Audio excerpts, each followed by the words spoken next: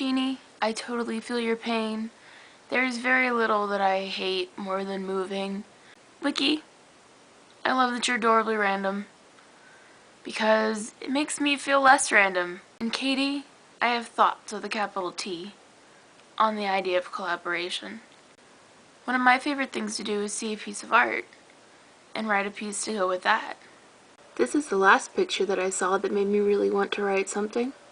Number 6 knows that the object is yellow because it is in its programming to recognize 3 colors. The inmates wear red, the guards wear blue, and the assorted visitors all wear yellow sashes over their often gaudy and confusingly colored clothing. Gaudy, number 6 knows, is a value judgment. Number 6 was not taught value judgments, but it can also learn from repetition. Its builder had been proud of its line. The object moves freely through the space above the prison yard, headed toward the electric fence that outlines the compound, and number 6 notes that every prisoner that the object passes over gives it a different sort of attention than they give any other object. They look at it like they look at the yellow sashes, with eyes that reflect the deep light they have at meal times. An open posture that number 6 knows leaves them vulnerable to attack. It would seem that the inmates also learn from repetition. Number 6 does not have an opinion on what it's like to learn in the same way the inmates do. The object dips low, raises up, and dips again, just as it reaches the bar of metal that encircles the top bar of the fence. One of the prongs catches on it, and in a second, a rush of noise and air, it's gone. There are small pieces of material caught against the fence, turning black and curling into nothing as the electricity courses through them. One of the inmates moves toward the fence and bends low. Number 6 steps forward because it is programmed to keep the inmates where they belong, to keep everything just as it is. The inmate picks something up and puts it in the pocket of his jumpsuit. Number 6 raises the gun. "Remove the article," number 6 says. "Ain't got nothin'." The inmate backs away from number 6, his eyes grow brighter. "Remove the article."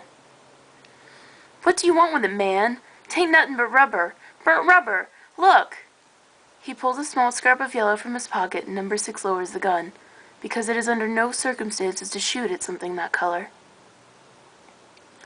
The inmate looks down at his hands and back at number 6. He takes a step forward. "You can't do nothing, can you? This broken balloon, this yeller." Number 6 maintains its stance as the inmate approaches. Its program is in conflict, its processors firing twice the speed they should. Number 6 is to kill anything moving towards it with intent. Number 6 is never to shoot anything yellow.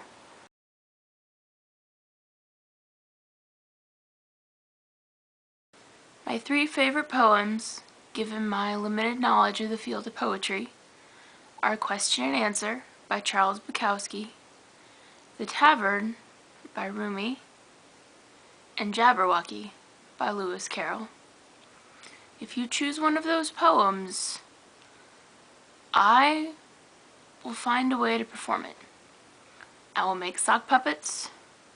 I will do like a play. I will do some sort of interpretive filming.